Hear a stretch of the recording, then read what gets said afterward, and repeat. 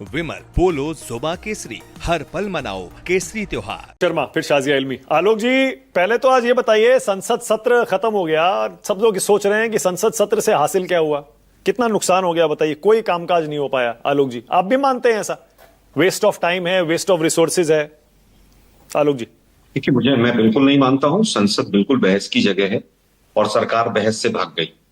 मोदी जी पहलगांव जैसे मुद्दे पर भी राज्यसभा में जवाब देने के लिए नहीं पहुंच पाए। मोदी जी को आना चाहिए था। ऑल पार्टी मीटिंग में तो डर ही जाते हैं, प्रेस कॉन्फ्रेंस भी नहीं करते हैं, मानक जी से भी डरते हैं, पता नहीं क्यों डरते हैं इतना, और वो संसद से भी भाग गए। बात यह है कि जो पूरा लोकतंत्र चोरी हो रहा है वो इंपॉर्टेंट है। आप चंद करोड़ रुपयों को लेकर यहां पर कहें कि साहब ये तो चंद करोड़ रुपयों का हमारा नुकसान हो गया, और यहां तो पूरा लोकतंत्र चोरी होने जा रहा है। एक एक करोड़ वोटर काट के सुप्रीम कोर्ट को गुमराह किया जा रहा है। आज जिस तरह से भारतीय लोकतंत्र और इलेक्शन कमीशन की छवि धूमिल हुई है पूरे विश्व के अंदर, इस पूरी सरकार को माफी मांगनी चाहिए कि वो 000 के नाम के एड्रेस और EFGH के फादर के नाम और लैंप पोस्ट के नीचे वाले बैठने वाले के वोटर, मतलब मजाक बन गया। लेकिन आज बहुत अच्छा काम हुआ। मैं सोच ही रहा था कई दिन से, ये सर्वे नहीं आ रहे कहीं से भी, किसी भी चैनल पे। आज आपने बाजी मार ली, सबको धराशायी कर दिया, पूरा नोएडा जो है आज तबाह कर दिया आपने सब काम को। आलोक जी, आपका गठबंधन आगे दिखा रहा है ये सर्वे, आपको तो खुश होना चाहिए। देखिए, मैं तो गठबंधन कम भी दिखाते तब भी खुश था, ज्यादा दिखा रहे तब भी खुश है। 2,500-3 हजार वोटर साइज लेके, सैंपल सर्वे लेके, और आप 8 करोड़ वोटर्स का फैसला कर रहे हैं, तो मुझे कोई फैसला वैसला नहीं, देखिए फैसला वैसला कोई नहीं। देखिए क्या होता है, मैं बताता हूँ मानक जी। मानक जी, आप तो फैसला नहीं कर रहे, अब कुछ और पापा की परियां वो फैसला कर देंगी बैठकर अपने स्टूडियो में जब वो आएंगे।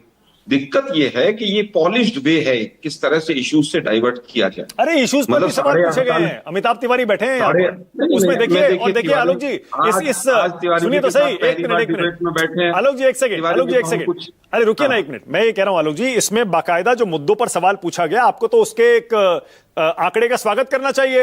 रोजगार के मुद्दे पर इंडिया गठबंधन पर 38-39% लोग भरोसा कर रहे हैं, जबकि एनडीए पर 30-32%। आप रोजगार पर आगे निकले इस सर्वे में।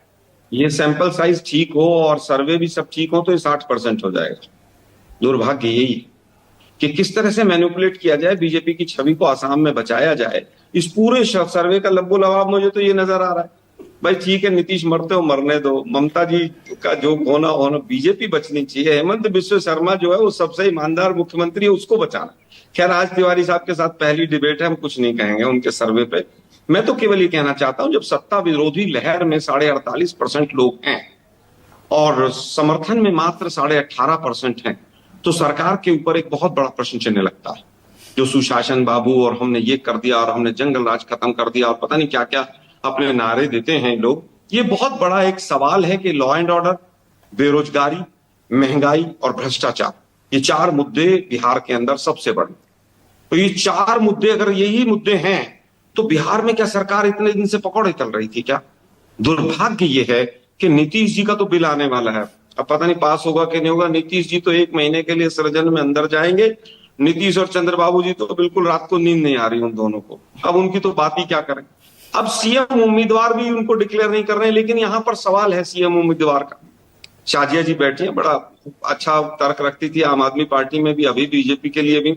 हम केवल ये जानना चाहेंगे इनसे कि भाई सीएम कैंडिडेट कौन है, आप जरा क्या वो हैं क्या नीतीश बाबू?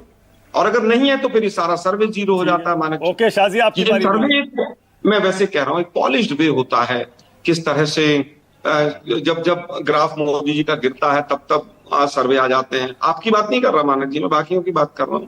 और वो किस तरह से छवि को बचाया जाए।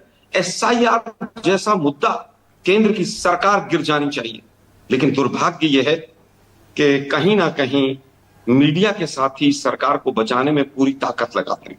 आपकी बात नहीं कर रहा हूं, आप घबराना मत। जो लोग कर रहे हैं वो सारी दुनिया जान रही है। शाजिया आपकी बारी है, बोलिए शाजिया।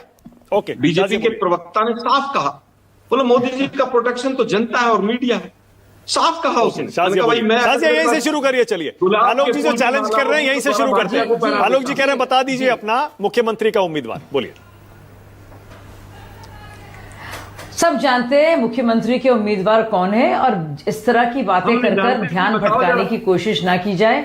लेकिन मैं आलोक जी से नहीं, आलोक जी हो गया, बहुत लंबा बोले आप। आलोक जी, बहुत चाव से मैंने सुना। सुन लीजिए ना, बोलिए। हाँ बोलिए शाह जी, बोलिए। मैंने बहुत चाव से आपकी बात सुनी।